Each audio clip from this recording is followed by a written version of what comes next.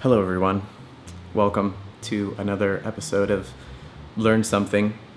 Do you know what time it is, by the way? It is 20 minutes past 4.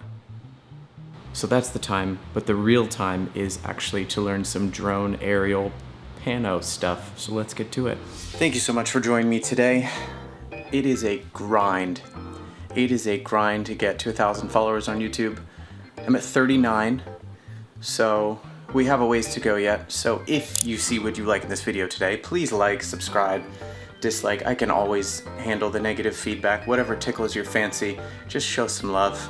So today, we're gonna be doing some aerial HDR panos. Now, what I did was I already went out and I took some pictures with my DJI Mavic 2 Pro, and I have them here on my computer, and I'm gonna show you my workflow on how to take 10 images, just 10 this time, and convert them down into 2 images and then convert them down into 1 image. So let's get started. Alright, so I have my images here. There's 2 programs that I'm going to be using. The first is going to be Aurora HDR, which I'm going to take these 5 photos and these 5 photos and combine them into one, since they are 5 separate exposures, as you can tell. And then we're going to go into Lightroom, and that's going to be how we combine our photos. So the first thing I need to do is select these first 5 and just drop them down in here to Aurora HDR. Alright, so this is why I love Aurora HDR. So it allows me to do auto alignment, reduce chromatic aberration reduction, and also do ghost reduction. Because I'm flying with the drone, the camera is moving, there's bound to be a little bit of ghosting in there. I'm just going to hit Create HDR. Alright, now that I have the photo rendered, usually with the Mavic 2 Pro I find there's a little bit of distortion, some fisheye distortion with raw files, but this actually looks pretty good. But I'm just gonna turn down the distortion just a little bit, and we're gonna hit done. We're gonna export it, and we'll call this Hollywood Pano 1. Put it right on the desktop, nice and easy to find. Save, and there's our first image. Looks nice. Okay, so now what we're going to do is we're going to take these 5 images, do the same thing. Alright, and here's our second image. Now it looks very similar to our first. It's just moved over just a little bit, just so I can get that sun in there. So again, I'll get the distortion just a smidge. Done. Export this. We'll call this Hollywood Pano 2. Right on the desktop, nice and easy. Alright, so now that we have our 2 images here lined up and ready to go, what we're going to do now is we're going to open up Adobe Lightroom, and we're just going to drag and drop the 2 photos right here.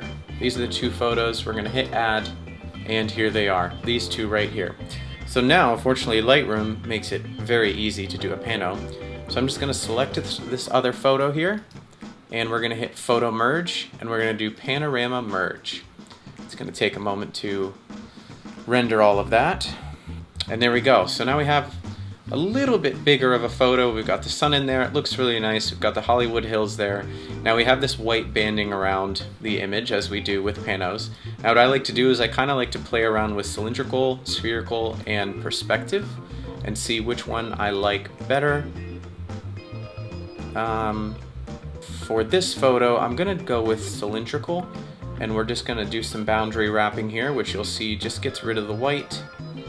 I think that looks pretty good.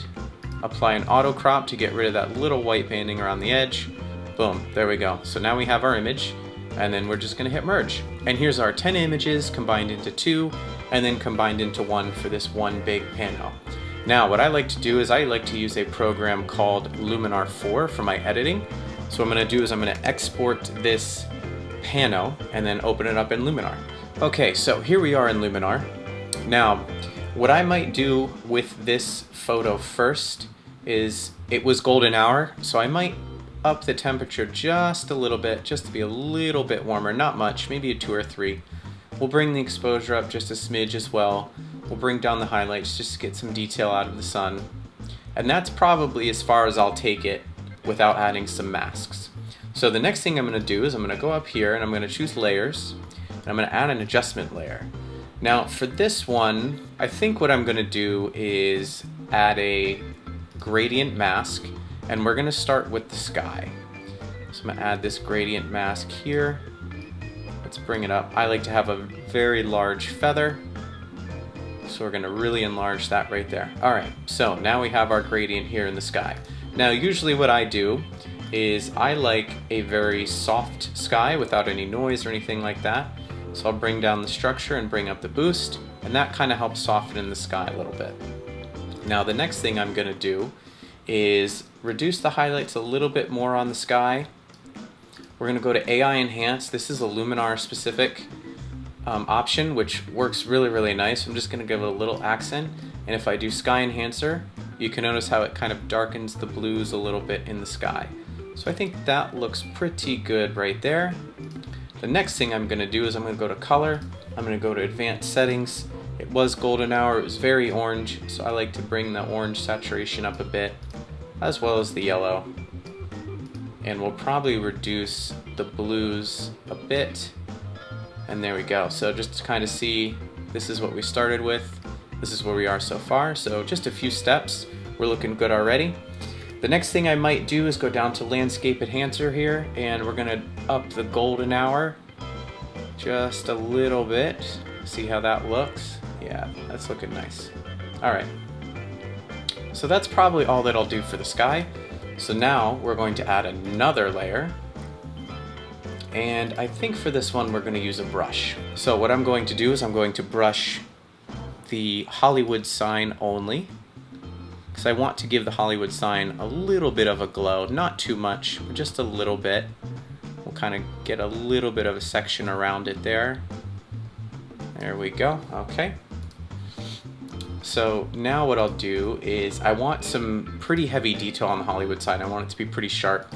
Increase the small, decrease the medium, increase the large to about a 23 and a 25.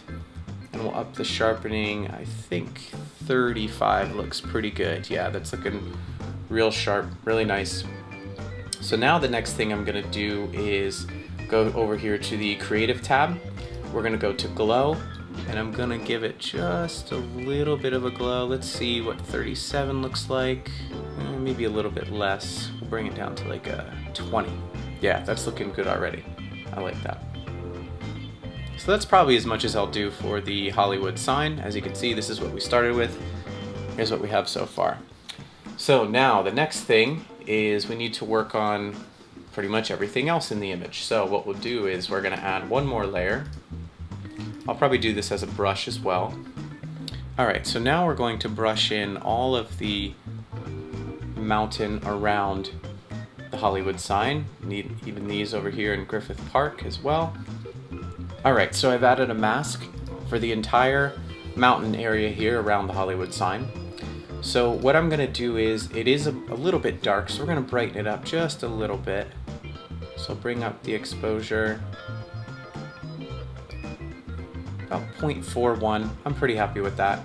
Smart contrast, bring it down maybe to about a 10, there we go. And shadows, I'm gonna bring up the shadows a little bit, because there is some vignetting around the left side and the bottom right as well. So that's looking pretty good. Now AI Enhance, we'll go back to this one again. Bring up the AI accent to about a 15. And structure, now I want there to be a decent amount of structure in the hills surrounding the Hollywood sign. So what I'm gonna do is bring that up to about a 20. So that's looking pretty good already, I'm happy with that. So color.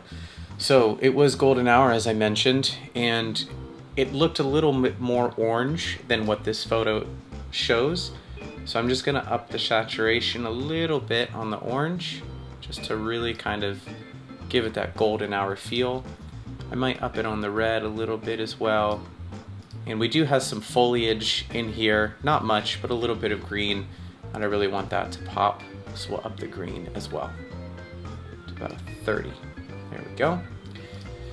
So detail enhancers, again, same thing. I like to increase the smalls, decrease the mediums, and increase the large. Everything at 20.